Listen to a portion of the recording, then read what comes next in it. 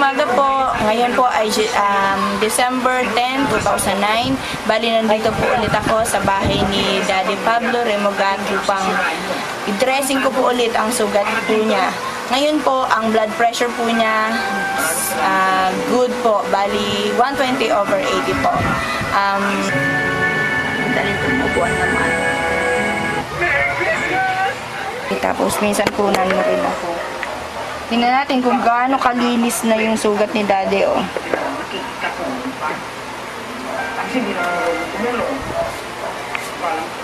Ang kagandahan dito, nagkakaroon na siya ng, umiibabaw na yung laman niya. Wala nang natati. Wala na.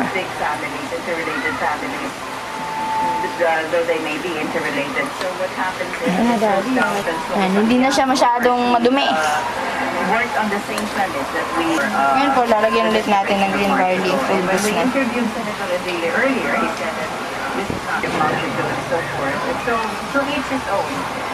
We leave it to the viewers, to you, the general public, to listen carefully to all the arguments that are being raised on the floor, to all the interviews that are done. There is surviving. Make that shot and pick up the slack. Later. He checks in. First, Kumusta naman, Daddy, yung pakiramdam mo? Wala nang umiinom kayo ng green barley. Ilang beses kayo dumumi sa isang araw? referee Julian Rebo protest Junior and Isa at halos wala ng juice. Kaya para sa akin, tropical at juicy ito.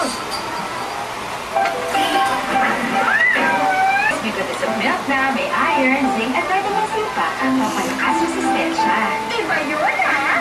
Iba ang nakasagatas, lalo na ang sa Bear Brand. Ayan po, tapos na po.